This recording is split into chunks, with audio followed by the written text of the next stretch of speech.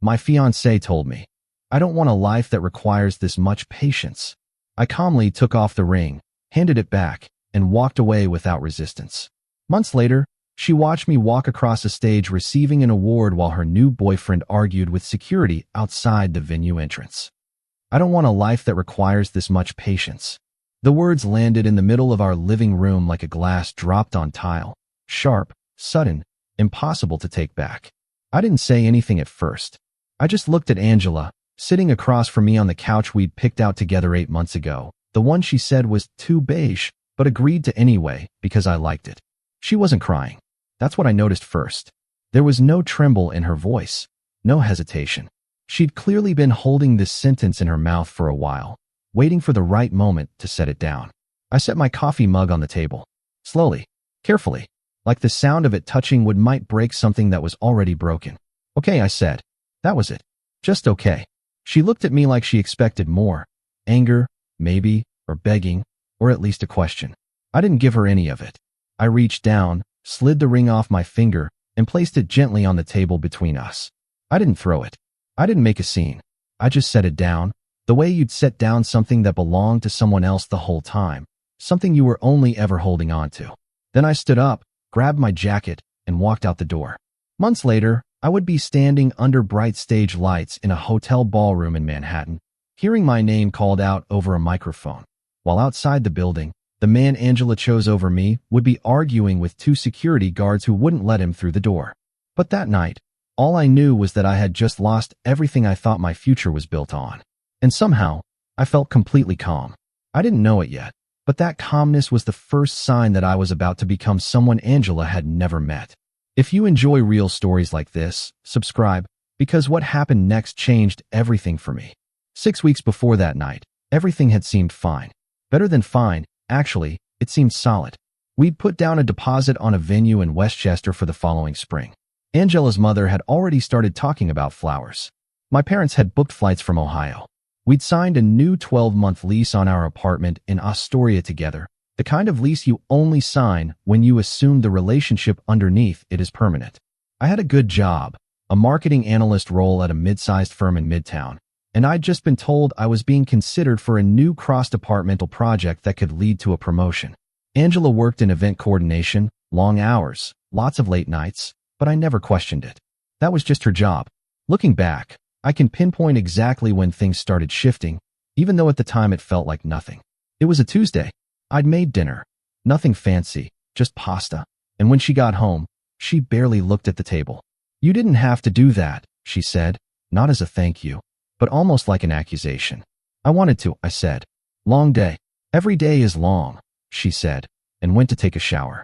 I told myself she was just tired. I didn't realize then that "every day is long" wasn't about her job. It was about me. Over the next few weeks, small things changed. She stopped reaching for my hand when we walked. She started taking calls in the other room. Work calls, she said. She'd sigh more, longer, like she was bracing herself before talking to me. I noticed. Of course I noticed. But I filed it under stress. Wedding planning is stressful. Work is stressful. New lease, family expectations, money, all of it adds up. I told myself we'd get through it the way we'd gotten through everything else. Together, patiently, one day at a time. I didn't realize then that patiently was the exact word that was about to become a problem. There was a night, around that time, when she looked at me across the kitchen and said, almost to herself, "You always just wait things out, don't you?" I laughed. "Isn't that a good thing?" She didn't answer. She just turned back to her phone. I didn't think about that moment again until much later. But it was the first time I sensed something underneath her words that I couldn't name yet, like she was testing a sentence she hadn't decided whether to say out loud. The cracks didn't arrive all at once. They came the way water damage does, quiet, slow, invisible until the ceiling caves in. There was a dinner with her coworkers, a birthday thing at a restaurant in the East Village. I went because she asked me to, even though I didn't know most of the people there. At one point, a woman across the table, I think her name was Priya, asked how Angela and I met. "Work thing. 2 years ago," Angela said, flatly, and immediately turned to ask Priya about her trip to Lisbon.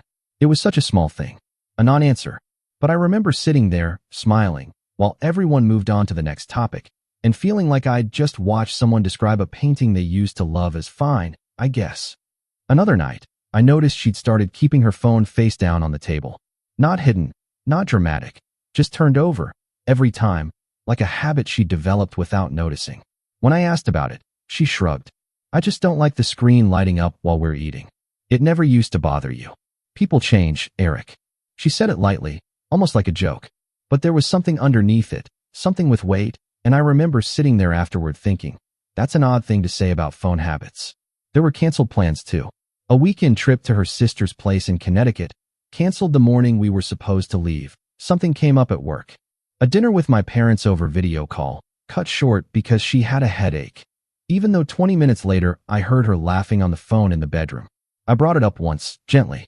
Is everything okay between us?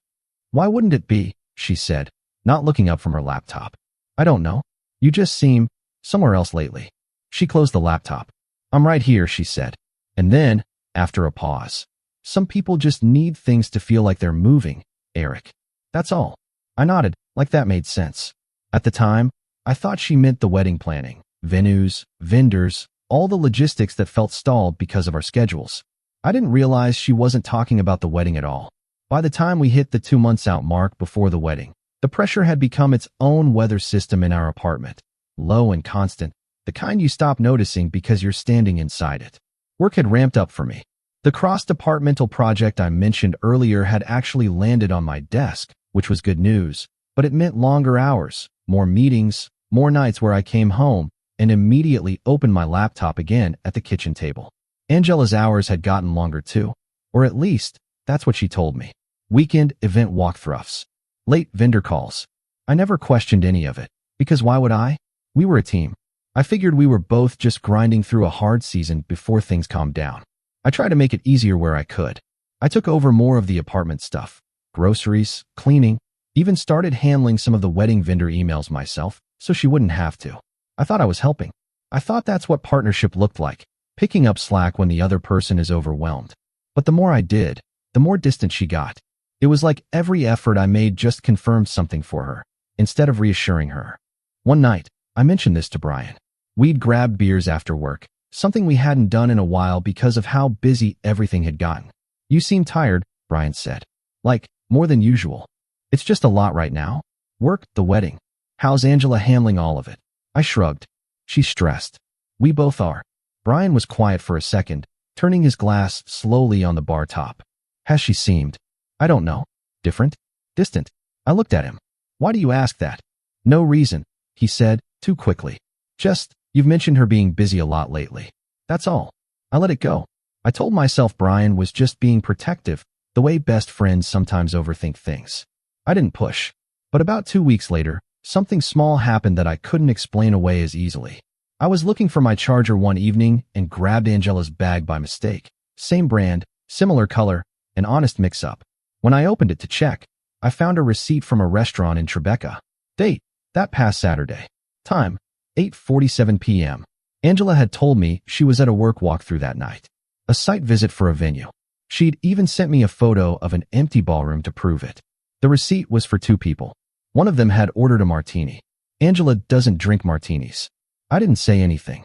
I put the receipt back exactly where I found it, zipped the bag, and set it down. I told myself there could be an explanation, a coworker, a client dinner, anything.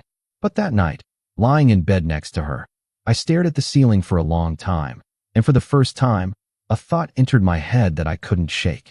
Something is wrong, and it's not just stress. The breakup didn't happen the way I expected breakups to happen. Not with yelling, not with tears, not with some long, dramatic unraveling. It happened on a Sunday morning, over coffee, in the kind of quiet that feels almost peaceful right up until it isn't. Angela had been unusually quiet all weekend. I'd asked if she wanted to talk about anything, and she'd said no, she was just tired. So when she sat down across from me that morning with her coffee untouched and said, "Can we talk?" I actually felt relief. I thought maybe we were finally going to clear the air, address the distance, fix whatever had been wrong. I had no idea fixing it wasn't on the table. "I need to say some things," she said, "and I need you to just let me say them." "Okay," I said. She took a breath. "I've been feeling like I need more excitement in my life. Like things have just gotten so predictable, so safe. I didn't respond. I wanted to hear all of it. I need more certainty too, she continued. About things. About where life is going. And I feel like with you, everything just takes so long. You're so patient about everything, Eric. About us, about the wedding, about your job, you just wait. You wait and you wait and you trust that things will work out eventually. That's not a bad thing, I said quietly. I know, she said. I know it's not a bad thing, but I don't want to wait anymore. I don't want a life where everything is eventually. I want things now. I want excitement now. And then she said it. The sentence I'd already heard once, but this time it wasn't an offhand comment about phones or schedules. This time it was the whole point. I don't want a life that requires this much patience. The room went still. I could hear the refrigerator humming. Somewhere outside, a car alarm went off and stopped. I looked at her, and for the first time in months, everything made sense. The late nights, the distance, the restaurant receipt, the comment about people needing things to feel like they're moving. It all clicked into place at once, like a puzzle I hadn't realized I was looking at sideways. She wasn't confused. She wasn't conflicted. She had already made her decision. This conversation wasn't her asking me anything. It was her informing me. I didn't argue. I didn't ask who. I didn't ask how long. Some part of me, the part that had been quietly noticing things for weeks without admitting it, already knew the answers wouldn't change anything. I reached up, slid the ring off my finger, and set it on the table between us. Okay, I said again. She looked at me, and for just a second, something flickered across her face. Not guilt exactly, but something close to surprise. Like she'd expected resistance. Like she'd prepared for an argument that wasn't coming. I stood up, got my jacket, and walked out. I didn't slam the door. I didn't say anything else. I just left, calm, quiet, and completely unprepared for how much that calmness would end up meaning, months later, to both of us. The next few weeks moved fast, in the disorienting way that big changes do. Too fast to process, too slow to escape. Brian let me stay at his place while I figured out next steps. He didn't ask many questions, which I appreciated. He just made space for me on his couch, ordered too much takeout, and let me exist in silence for a few days before gently nudging me back toward normal life. I found a small one-bedroom in Sunnyside within 3 weeks, smaller than the Astoria apartment, but mine. Just mine. I remember unpacking the first box and feeling something strange. Not happiness. Not yet, but a kind of quiet that didn't feel like absence. It felt like room. Work became the place I poured myself into. The cross-departmental project that had been stressing me out before suddenly became something else. A focus, a direction, something to do instead of something to survive. I started staying later, not because I had to, but because I wanted to. I picked up new responsibilities. I started actually enjoying parts of my job again. That's when Christine and I started talking more. Christine worked on the design side of the same project. Sharp, funny, the kind of person who said exactly what she thought without making it feel like an attack. We'd worked near each other for over a year, but it was during this stretch that we actually became friends. Lunches turned into actual conversations. She noticed I seemed lighter, as she put it, even though I was going through one of the hardest stretches of my adult life. You seem like someone who just put down something heavy, she said one day, not unkindly. That's accurate, I said. She didn't push for details, but she listened when I gave them. No judgment, no advice I didn't ask for, just someone treating me like a person who was allowed to be okay, even while things were hard. It wasn't romantic. Not then. It was something I needed more, a reminder that not every relationship required me to brace myself. About a month after the breakup, I found out, accidentally, through a mutual friend's social media, that Angela was already seeing someone. A guy named Scott. Apparently, they'd been talking for a while, which, doing the math, lined up uncomfortably well with a certain restaurant receipt from a certain Saturday night. I didn't say anything. I didn't post anything. I didn't even mention it to Brian for a few days. But that night, alone in my new apartment, I sat on the floor for a long time, just thinking. Not about Angela, exactly. About timelines. About how long a while might actually mean. About every late night, every canceled plan, every comment about needing things to feel like they're moving. Outwardly, nothing changed. I went to work the next day like normal. Inwardly, something had shifted, quietly, permanently, like a door closing somewhere deep in a house, in a room you didn't even know you'd been standing in. It was Brian, a few weeks later, who finally told me the rest of it. The parts one hadn't known, the parts that reframed everything. We were at his place, a few beers in, and he was quieter than usual. Eventually he said, "I should have told you this before. I didn't think it was my place. But I think you deserve to know now." "Know what?" "Angela talked to my girlfriend a few times. Before everything happened. About feeling stuck. About wanting something different." I felt my stomach tighten. "How long before?" Brian hesitated. "Months, man. Like, months before the breakup." I sat back. Suddenly, conversations I'd had months ago started rearranging themselves in my memory, like furniture shifting in a room I thought I knew. The comment about people needing things to feel like they're moving, that wasn't about wedding planning. That was about her life. About me. The restaurant receipt, not a one-time slip, but part of something that had clearly been going on for a while, something Angela had decided to keep separate from the version of our life she was still pretending to build with me. The line, weeks before the breakup, "You always just wait things out, don't you?" That wasn't an observation. That was a complaint. Maybe even a warning, if I'd known how to hear it. "She told my girlfriend she felt like she was settling," Brian said quietly. "That she loved you, but that loving you felt safe. Like nothing was ever going to surprise her again.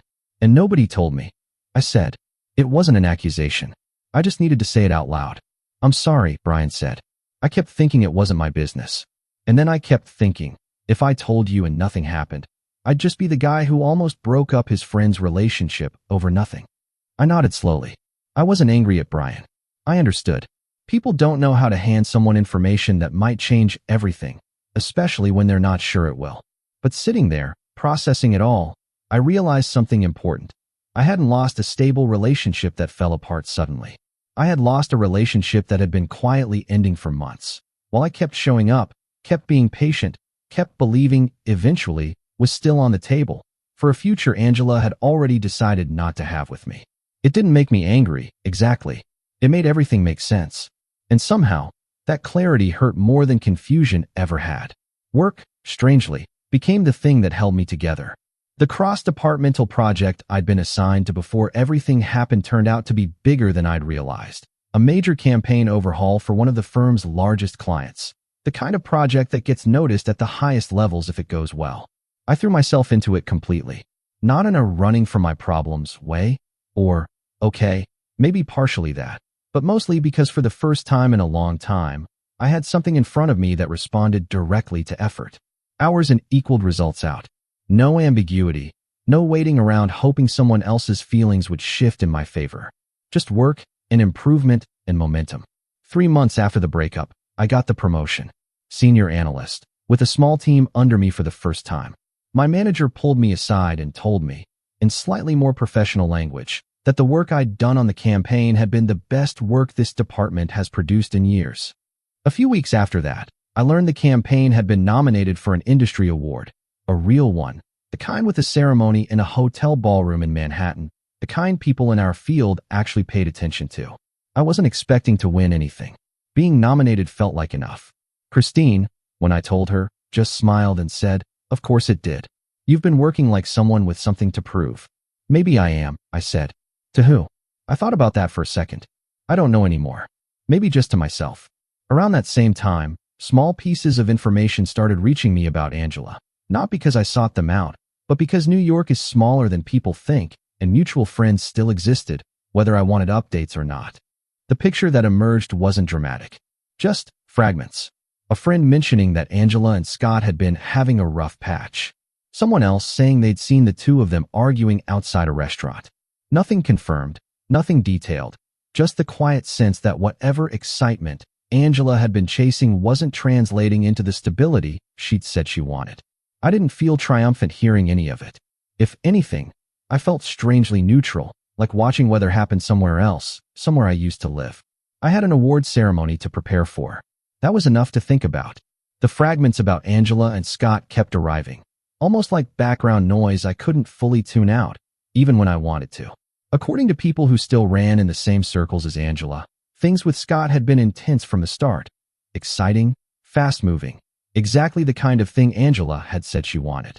New restaurants every week, spontaneous weekend trips, constant activity. But exciting and stable turned out to be different things. One mutual friend mentioned, almost in passing, that Scott had a habit of getting into arguments in public, with servers, with rideshare drivers, once, apparently, with a bouncer outside a club in the meatpacking district. Angela had reportedly laughed it off at first. "He's just passionate," she'd said.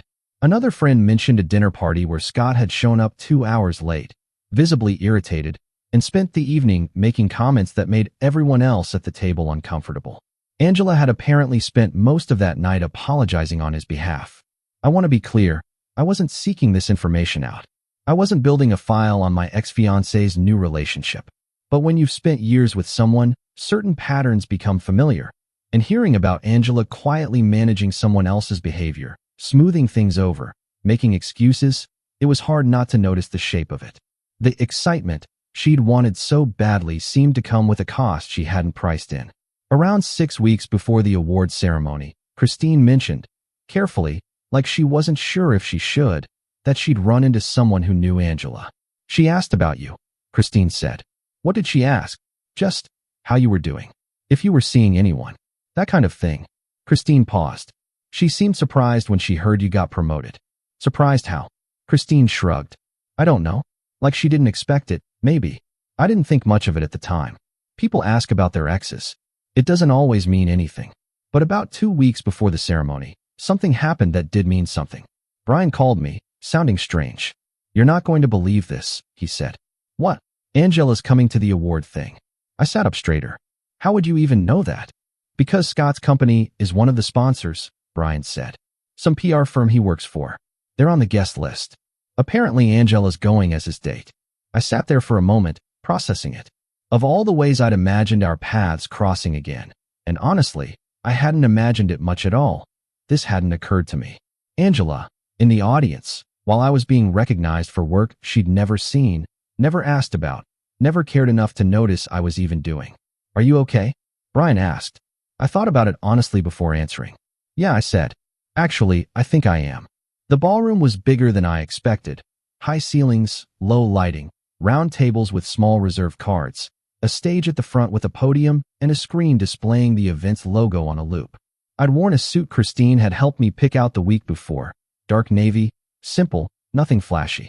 "You don't need flashy," she'd said. "You need to look like someone who already knows how this ends." I laughed at the time. I wasn't laughing now, standing near the edge of the room, watching people filter in. I saw Angela before she saw me. She looked the same, mostly, same dark hair, same way of holding a clutch bag like she wasn't sure what to do with her hands.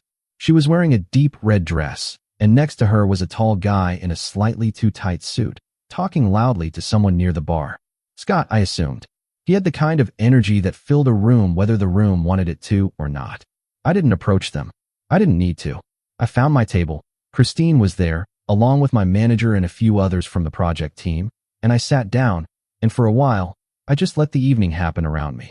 The ceremony moved through several categories before ours came up. I half listened, clapping when appropriate, chatting quietly with Christine, who kept shooting me small reassuring looks like she could tell I was more nervous than I looked. About 20 minutes before our category, I heard raised voices near the entrance. I wasn't the only one who noticed. Several people near the doors turned to look. I caught a glimpse of 2 security staff in dark suits, standing in front of someone. And even from a distance, I recognized the too tight suit jacket. Scott was gesturing animatedly, his voice carrying just enough for fragments to reach across the room. Something about, "I'm with the sponsor," something about, "Do you know who I work for?" One of the security staff was holding up a hand, calm but firm, clearly explaining something Scott didn't want to hear, a credentials issue, maybe, or something about the guest list not matching. Angela was standing slightly apart from him, her arms crossed, looking somewhere between embarrassed and frozen. I looked away, not because I didn't care. If I'm honest, some small part of me did notice, did register what was happening, but because right then, the host's voice came over the speakers, announcing our category. And the award for outstanding campaign strategy goes to... I barely heard the rest. Christine grabbed my arm. My manager was already standing, applauding. Someone said my name. Not just mine, the whole team's, but mine was the one called to the stage to accept on our behalf, since I'd led the project. I stood up. The walk to the stage felt longer than it probably was. Bright lights, applause, faces I half recognized blurring past.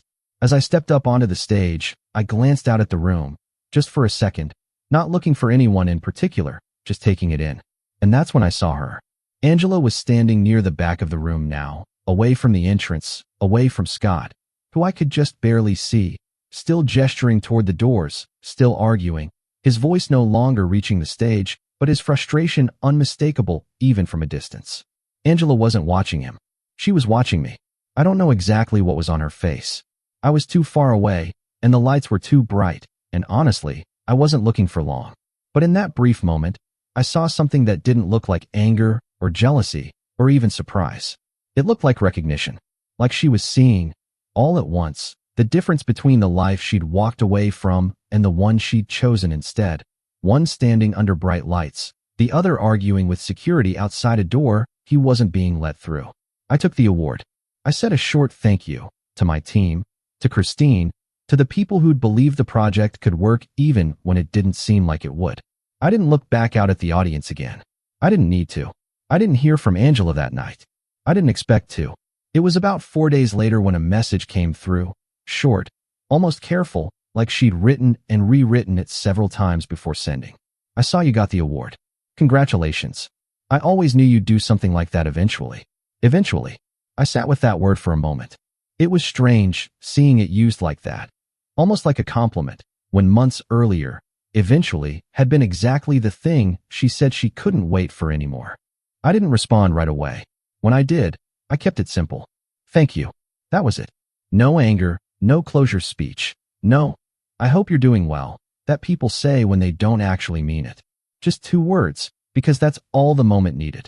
A week later, Brian mentioned, carefully, the way he'd learned to deliver information to me now, that Angela and Scott had broken up. Apparently, the argument at the award ceremony hadn't been an isolated incident. It had been, according to people who knew them, the last straw. I didn't feel anything when I heard that. Not satisfaction, not sympathy. Just nothing. Like hearing about weather in a city I used to live in. My life, in the months since that morning over coffee, had become something I didn't recognize, and something I was genuinely proud of. The promotion had led to more responsibility, which led to more projects, which led to a level of confidence at work I hadn't had before. My apartment in Sunnyside felt like mine in a way the Astoria place never quite had. Christine and I had, slowly and without either of us forcing it, become something more than coworkers. Not rushed, not dramatic, just steady, real. I think about that morning sometimes. The coffee, the quiet, the sentence that ended everything. I don't want a life that requires this much patience. I used to think that sentence was about me. About something I lacked, some excitement I failed to provide, some certainty I couldn't promise fast enough. Now I understand it differently. It wasn't that I had too much patience. It was that Angela had none left. For me, for waiting, for anything that didn't feel immediate. And in the end, that need for immediacy led her somewhere louder, but not somewhere better. I don't think about her much anymore. Not out of bitterness. Just because my life doesn't have room for her in it the way it used to, and I found I don't miss the space she used to take up. Some people think patience is weakness, right up until they find out what it looks like when it finally runs out.